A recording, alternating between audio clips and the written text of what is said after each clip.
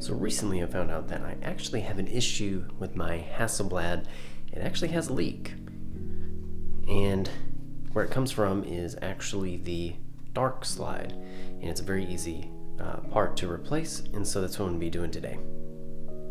Okay, so all I've got are some instructions and replacement parts. So let's see what we can do. So as you can see here on the left-hand side of these pictures, there's this flaring, or well, I thought it was kind of this flaring that was coming off of the lens, but come to find out, it's actually a light leak. I was kind of hoping for the best, but as you can see, it doesn't quite look right. And then especially in this picture right here, this is where I realized there's actually a problem with the film magazine. And I had a viewer actually comment on one of my videos that it was in fact a light leak, and he had the same problem, and I just had to buy a light leak seal and replace it in the magazine, and it would fix the whole problem. So what you're going to be seeing is me fumbling around trying to fix this part, and yeah, so enjoy watching me fumble through and try and fix this. So a few things that you want to take note here is that there are about 9 screws on the back of the magazine that you're going to have to take out. And you want to be very careful as you're taking these out. It is a little tricky. I mean, I don't know if mine's been taken apart at all since the 1970s when it was first built. And you got to be careful not to strip them. Sometimes they were very stiff to get unscrewed, and yeah, if you were to strip a screw, you're probably going to be screwed because you're not going to find replacement parts easily. These film magazines cost about like over $200 if you're going to look for a replacement one, and that's just way too much money. And so after you get all of the screws taken out, you'll have to take the back off, and what you'll want to do is leave the dark slide in so that you can easily just pop the back off, because it'll be a little stiff as you try to take that little metal piece out. Now what you'll see is this little lever here. It has to be put in a correct position, and I wish I had actually had another camera angle to show you how that's supposed to look. There's a little spring metal piece that goes underneath it, and it just kind of fits in a groove. So I apologize, I don't have a better image of that. When you buy the replacement part, you will have instructions on what you're supposed to do to make sure that that gets all put back together.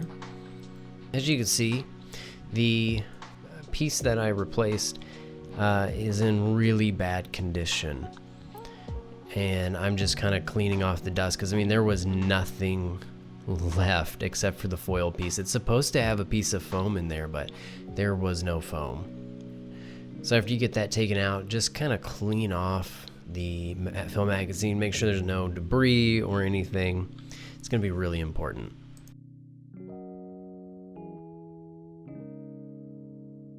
So what you get is this foil piece, and you also get a replacement piece of foam to put in there, and it's cut exactly as it should be for the film back. Just kind of clean it off, make sure it's nice and clean before you putting that in there. Now this is the part that gets a little tricky, is just getting the foam to fit in properly with the foil piece, because when you fold over the foil, it doesn't stay there very easily.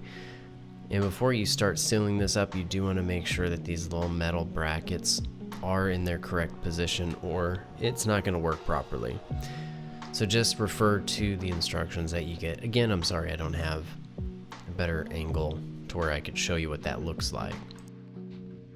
So this part's a little tricky with getting the foil to go over the foam and stay there. So what you want to do is just kind of fold the foil over and hold the foam piece in there the best that you can, and then use the dark slide to hold it down.